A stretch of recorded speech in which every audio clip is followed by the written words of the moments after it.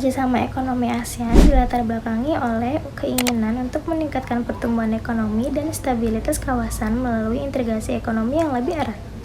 Dengan kerjasama ini, negara-negara ASEAN dapat meningkatkan daya saing produk dan jasa di pasar global, mengurangi kemiskinan dan kesenjangan ekonomi, serta memanfaatkan potensi sumber daya alam dan manusia di kawasan secara lebih optimal. Integrasi ekonomi ASEAN juga diharapkan dapat meningkatkan investasi, perdagangan, dan pembangunan infrastruktur di kawasan, sehingga meningkatkan kesejahteraan masyarakat ASEAN secara keseluruhan. Selanjutnya ada tujuan kerjasama ekonomi negara ASEAN, yaitu adalah untuk memperkuat integrasi kawasan dan juga meningkatkan kesejahteraan bersama. Nah, tujuan lebih lanjutnya itu yang pertama adalah untuk mempercepat pertumbuhan ekonomi, yaitu dengan cara menghilangkan hambatan perdagangan dan investasi seperti kawasan perdagangan bebas ASEAN atau AFTA yang menghapus bea masuk. Kemudian yang kedua itu adalah untuk meningkatkan daya saing dengan cara menjadikan ASEAN pusat produksi yang kompetitif. Yang ketiga itu adalah meningkatkan akses pasar, yaitu dengan cara membuka peluang bagi pelaku usaha untuk menembus pasar regional dan global yang lebih luas. Lalu yang keempat itu adalah untuk mendorong integrasi ekonomi dengan cara mempermudah pergerakan barang, jasa, dan tenaga kerja seperti membuka akses pasar yang lebih luas.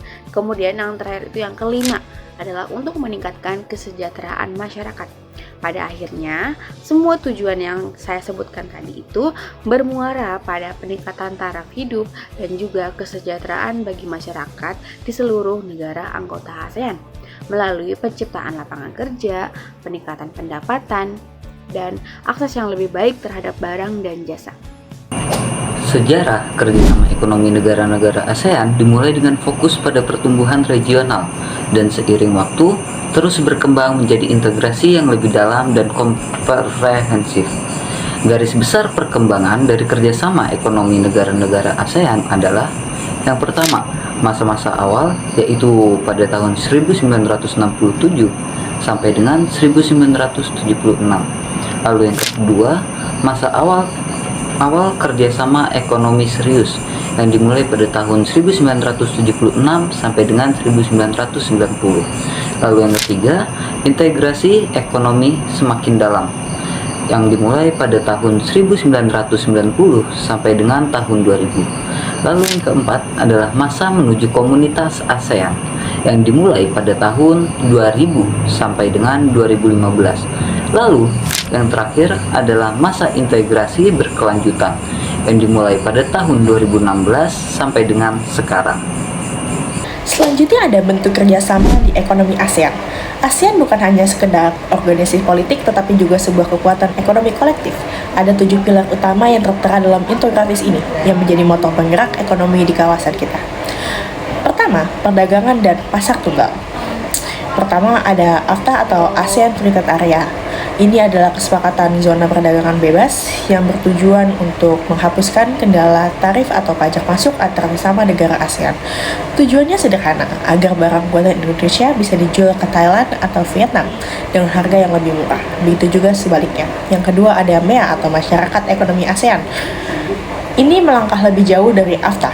MEA bertujuan menciptakan pasar tunggal di mana tidak hanya barang yang bebas keluar masuk, tetapi juga tenaga kerja, ahli, modal, dan investasi. Ini membuat ASEAN menjadi basis produksi di dunia.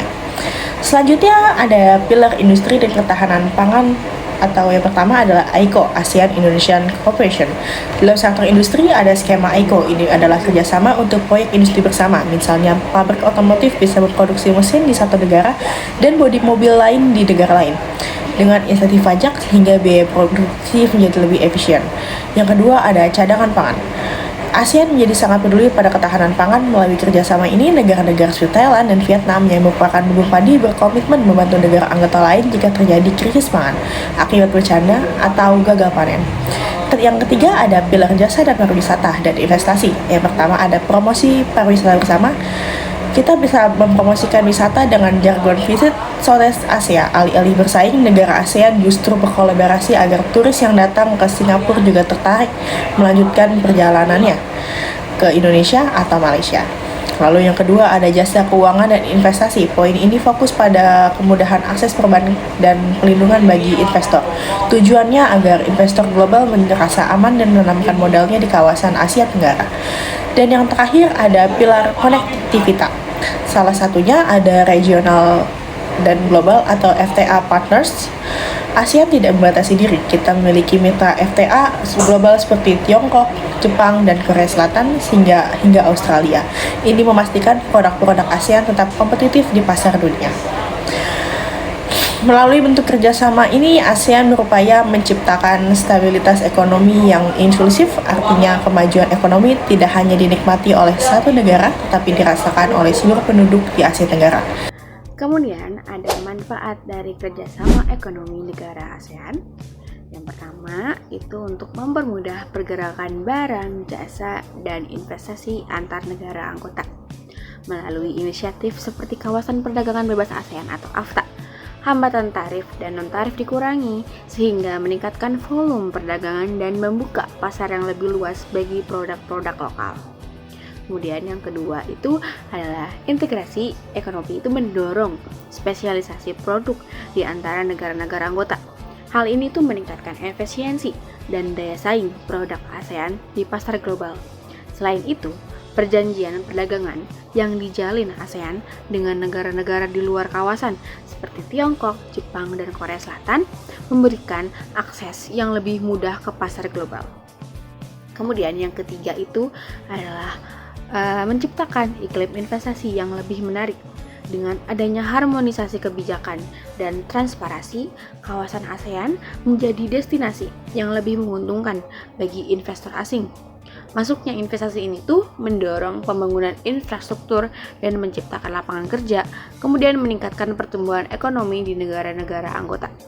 Dan ada beberapa hambatan, seperti yang pertama, perbedaan tingkat pembangunan dan ekonomi. Yang kedua, kebijakan protektif dan hambatan non-tarif. Yang ketiga, perbedaan kepentingan nasional yang kuat. Yang keempat, kualitas SDM yang beragam. Dan yang kelima, infrastruktur yang belum optimal. Ada beberapa solusi, seperti yang pertama, mengatasi kesenjangan ekonomi dan pembangunan.